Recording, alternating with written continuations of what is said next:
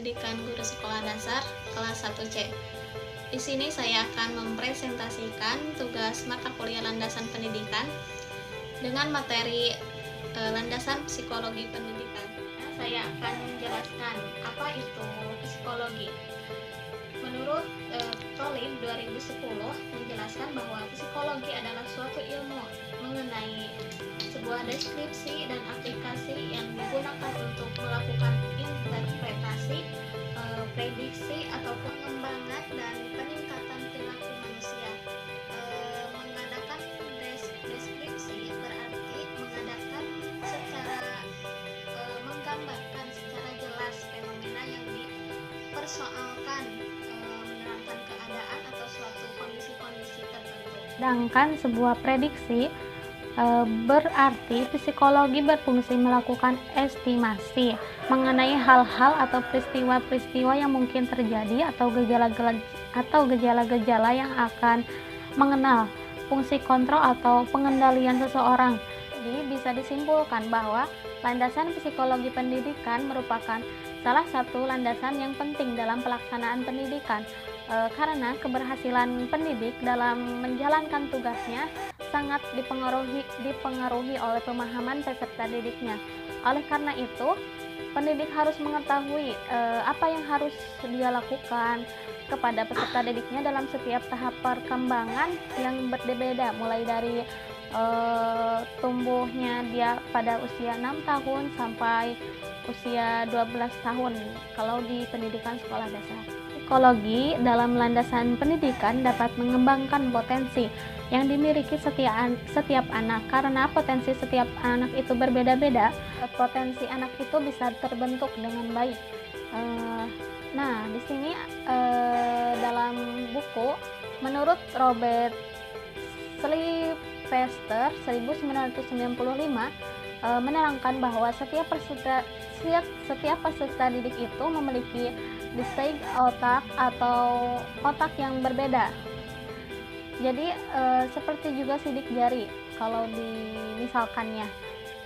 Nah, karena setiap anak memiliki potensi yang berbeda, untuk mengembangkan potensi yang dimiliki anak, guru harus mampu memberi pengalaman yang baik dan membangun harapan dan visi dan misi yang positif dalam pembelajaran. Ali 2011 menerangkan bahwa pembentukan karakter dalam diri individu itu merupakan fungsi dari seluruh potensi individu manusia, meliputi kognitif, afektif, konektif, dan psikomotorik.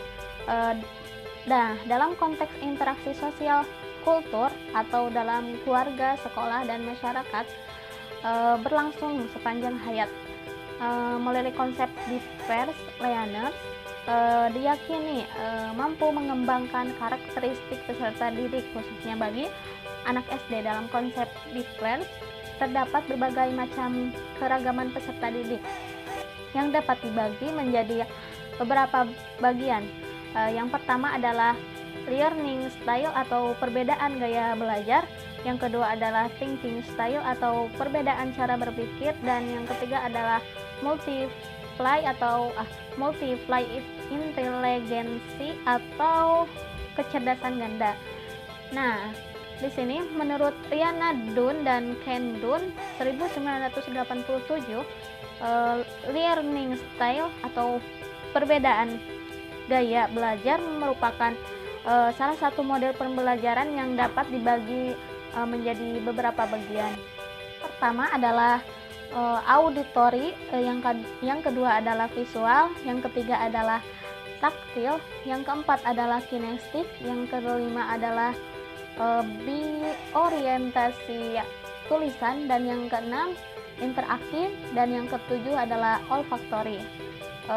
Nah, sebelumnya saya akan menjelaskan yang bagian pertama adalah auditory, yaitu peserta didik auditory menyerap materi dengan apa yang mereka dengar, dan lebih mudah menyerap materi apa yang mereka dengar daripada apa yang mereka baca atau aktivitas diskusi lainnya maupun aktivitas diskusi yang berkaitan dengan tulisan atau menulis.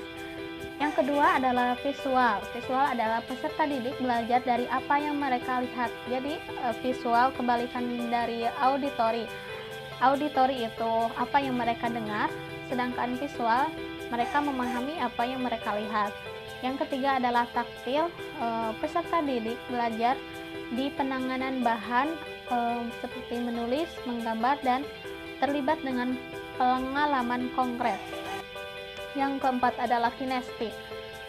Peserta didik belajar melakukan dan bergerak dengan keterlibatan secara fisik dalam aktivitas pembelajaran. Jadi mereka turun langsung ke lapangan seperti pembelajaran olahraga. Ini bisa disebut dengan kinestik. Yang kelima adalah di orientasi tulisan. Jadi peserta didik berorientasi tulisan lebih senang belajar melalui membaca, hampir mirip dengan bagian visual. Yang keenam adalah interaktif. Peserta didik interaktif menikmati diskusi dengan murid-murid lain dan kelompok kecil atau berpasangan. Olfaktori. Jadi peserta didik mengasosiasikan pelajaran tertentu dengan bau tertentu selama belajar. Menurut Anthony Giord 1982,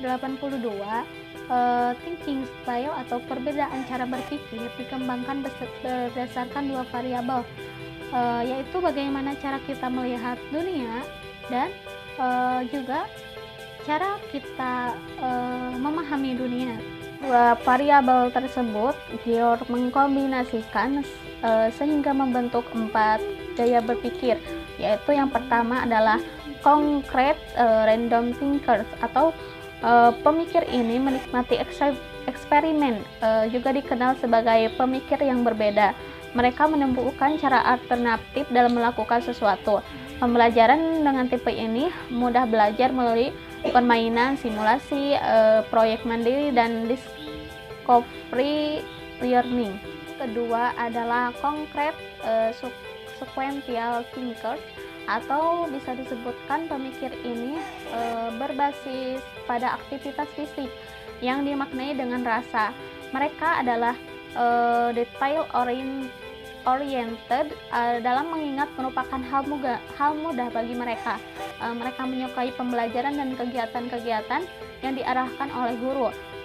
Pembelajaran dengan tipe ini akan mudah belajar melalui workbook, pembelajaran berbasis komputer, demonstrasi, dan praktik laboratorium yang berstruktur. Ketiga adalah sequential thinkers, atau bisa disebutkan pemikir ini senang dalam dunia teori dan pemikiran abstrak. Proses berpikir mereka adalah rasional, logis, dan intelektual. Mereka nyaman ketika terlibat dengan pekerjaan investigasi mereka sendiri. Pembelajaran dengan tipe ini mudah belajar melalui membaca dan mendengarkan presentasi. Yang keempat adalah abstract random thinkers, atau bisa disebutkan pemikir ini mengatur informasi melalui berbagi dan berdiskusi. Jadi pembelajaran ini membahas dan berinteraksi dengan orang lain ketika mereka belajar. Pembelajaran dengan tipe ini akan mudah belajar bagi mereka melalui diskusi grup atau sebuah komunitas, seperti apabila mereka berpresentasi juga akan dilakukan tanya jawab ataupun penggunaan media interaktif. Guru juga sebaiknya walaupun mereka memberikan pembelajaran, mereka juga harus memberi motivasi kepada peserta didiknya. Motivasi yang tinggi tercermin dari ketekunan yang tidak mudah patah untuk mencapai suatu kesuksesan, meskipun dihadang oleh berbagai kesulitan. Namun, kenyataannya masih banyak guru yang belum mampu memotivasi peserta didiknya untuk semangat belajar. Menurut Dix dan Tefler dalam Dimyati 1994 menyatakan bahwa siswa atau peserta didik memiliki bermacam-macam motivasi dalam belajarnya, yaitu yang pertama motivasi instrumental atau Bisa disebut siswa belajar karena dorongan hadiah atau menghindari hukuman. Seperti mereka ingin menjadi juara satu apabila orang tuanya menjanjikan hadiah atau suatu hadiah tertentu. Yang kedua adalah motivasi sosial. Apabila siswa belajar karena untuk penyelenggaraan tugas, seperti untuk menyelesaikan tugas. Motivasi yang ketiga adalah motivasi berprestasi. Nah, ini sangatlah bagus untuk para peserta didik karena siswa tersebut termotivasi dalam belajarnya karena ingin meraih prestasi dan kesuksesannya. Yang keempat adalah motivasi intrinsik, atau bisa disebutkan siswa belajar karena keinginannya sendiri tanpa dorongan dari orang tua ataupun siapapun. Nah, apa yang tadi saya jelaskan adalah sebuah landasan psikologi pendidikan. Jadi, apa yang saya tadi jelaskan adalah sebuah landasan psikologi pendidikan mengenai jiwa-jiwa para peserta didik, dalam halnya bagaimana cara berpikir mereka yang beragam dan motivasi belajar mereka ataupun gaya belajar mereka. Cukup sekian dari saya, mohon maaf atas segala kekurangannya, dan diucapkan terima kasih kepada dosen pembimbing mata kuliah landasan pendidikan, Bapak Gilang Mas Ramadan, MPD. Taufiq wal hidayah. Wassalamualaikum warahmatullahi wabarakatuh.